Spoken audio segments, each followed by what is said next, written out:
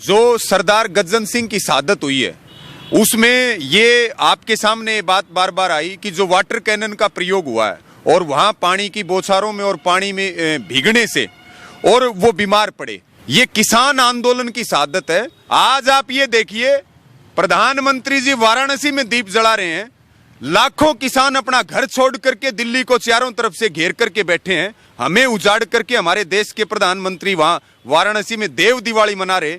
ये लोकतंत्र तो कम से कम नहीं हो सकता। नमस्कार, मैं हूं धर्मेंद्र, आप देख रहे हैं ऑनलाइन न्यूज इंडिया।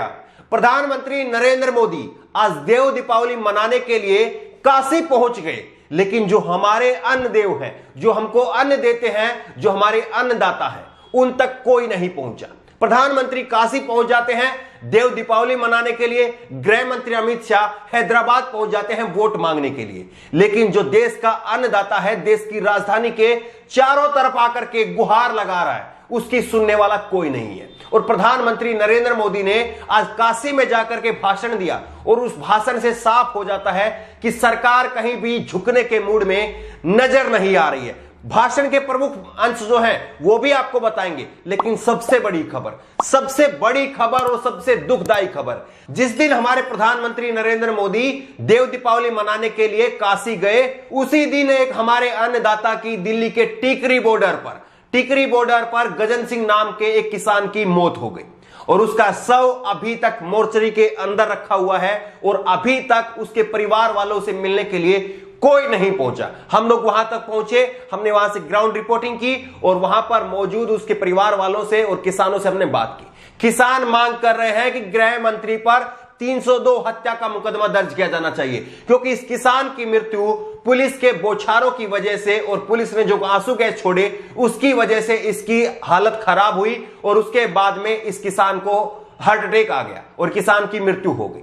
लेकिन प्रधानमंत्री नरेंद्र मोदी, क्रोनोलॉजी को आप समझिए, जिस वक्त में देश का किसान जो है वो लाठियां खा रहा है, पुलिस की पानी की बौछारें झेल रहा है, देश का किसान पुलिस के आंसू गैस के गोले झेल रहा है, उसी वक्त में प्रधानमंत्री नरेंद्र मोदी देव दीपावली मनाने के लिए काशी पहुंचते हैं और देखिए पोज कैसे कैसे देते हैं, ऐसे करके।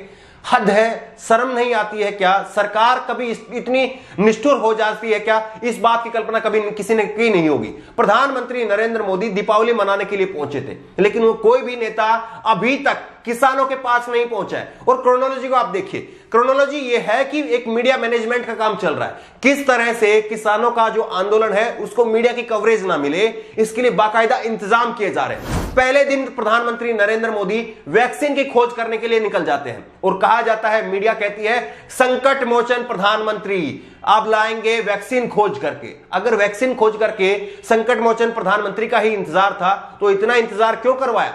देश में 1,37,000 लोगों की मौत हो चुकी है।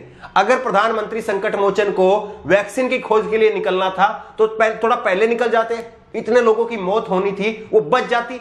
और वहीं पर गृह मंत्री अमित शाह, जिनको जिम्मेदारी संभालनी चाहिए थी इन किसानों से बातचीत करने की, इनके मुद्दे को सुलझाने की, वो कहते हैं कि बुराड़ी में आइए तो बात होगी वरना नहीं होगी, और उसके बाद में सीधे हैदराबाद निकल जाते हैं, हैदराबाद में जाकर के वोट मांगते हैं। योगी आदित्यनाथ, उन्होंने अपने बॉर्डर जो है वो सील कर दिया है उत्तर प्रदेश के, और वो वहां पर प्रधानमंत्री नरेंद्र मोदी के कार्यक्रम में शामिल होते हैं, किसानों से बातचीत नहीं करते हैं। मनोहर लाल खट्टर, बीजेपी के मुख्यमंत्री हरियाणा के, वो कहते हैं कि किसान नहीं है, ये लोग किसान नहीं है और किसान के भेष में जो है वो खालिस्तानी है या उग्रवादी उपद्रवी लोग जो है वो घुस गए हैं। लेकिन बड़ी खबर यह है आज की कि प्रधानमंत्री नरेंद्र मोदी ने काशी में जाकर के भाषण दिया।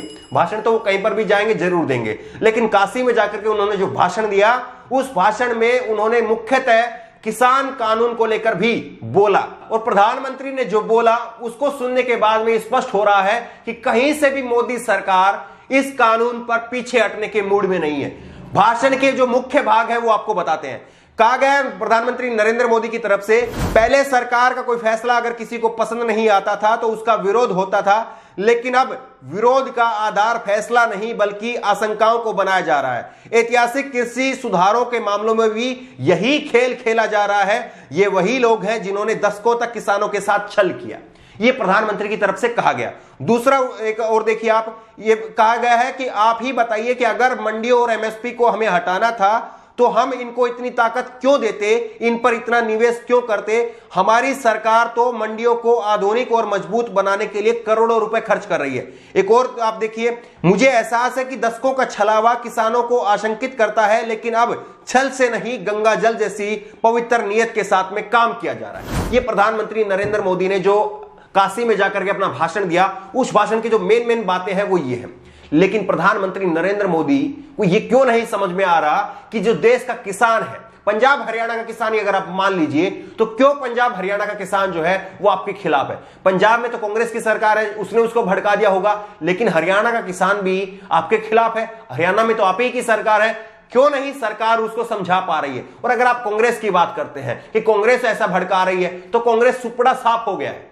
हरियाणा में कांग्रेस का सुपड़ा साफ हो गया लोकसभा चुनाव के अंदर, और मुख्यमंत्री के बेटे दीपेंद्र हुड्डा जो है वो भी हार गए। तो आप बताइए कि अगर वो अपनी सीट नहीं बचा पा रहे हैं तो आपको लगता है कि वो इतना बड़ा जन आंदोलन खड़ा कर सकते हैं, इतना बड़ा किसानों का आंदोलन खड़ा कर सकते हैं। और अगर वो कांग्रेस भड़का रही है तो आप मनाते क्यों नहीं है, आप समझाते क्यों नहीं है। आपसे अच्छा भाषण देने वाला और आपसे अच्छा मनाने वाला तो शायद इस देश में कोई और वक्ता नहीं होगा, लेकिन आप क्यों नहीं मनाते हैं। आपकी प्राथमिकता में क्या किसान नहीं है?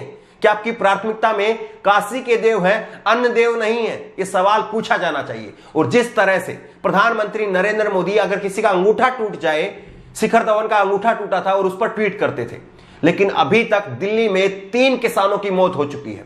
ना मीडिया इसको दिखा रहा है और ना सरकार में किसी को जो है इसकी फिक्र है। सवाल यह उठता है कि आखिरकार ऐसे में किसानों का गुस्सा अगर उबल पड़ा, और ये किसान जो धैर्य के साथ में, शांति के साथ में आंदोलन अभी तक कर रहे हैं और लगातार सरकार इनको नजरअंदाज कर रही है, तो ऐसे में अगर किसानों का गुस्सा उबल पड़ा तो इसके लिए जिम्मेदार कौन होगा? क्या आपको नहीं लगता है कि इस तरह से जो परिस्थितियां लगातार बन रही है, जहां पर 3 किसानों की मौत हो जाती है, क्या सरकार को आगे बढ़ करके पहल नहीं करनी चाहिए और सरकार को वार्ता के लिए कोई रास्ता तैयार नहीं करना चाहिए? लेकिन सरकार अपनी जिद पर अड़ी हुई है और सरकार को लगता है कि सब कुछ मीडिया मैनेजमेंट के हवाले से हो जाएगा। आपको क्या लगता है, क्या किसान झुक जाएंगे? क्या आपको लगता है कि किसान वापस चले जाएंगे? जिस तरह से हम लगातार जाकर के वहां पर ग्राउंड रिपोर्ट कर रहे हैं, जो ग्राउंड पर हालात हैं उनका जो जायजा ले रहे हैं, तो दिखता नहीं है कि प्रधानमंत्री नरेंद्र मोदी इस बार किसानों के मुद्दे पर जीत पाए, क्योंकि बड़ी संख्या में किसान लगातार बॉर्डर पर डटे हुए हैं। 15-15, 20-20 किलोमीटर तक किसानों का काफिला सड़कों के ऊपर है। तो ऐसे में मीडिया मैनेजमेंट से यह होता हुआ दिखाई नहीं दे रहा है। आपको क्या लगता है, आपकी राय क्या है?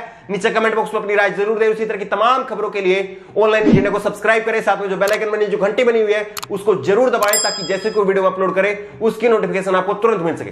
धन्यवाद। इस खबर को अभी लाइक करें, शेयर करें, अभी चैनल को सब्सक्राइब करें और घंटी जरूर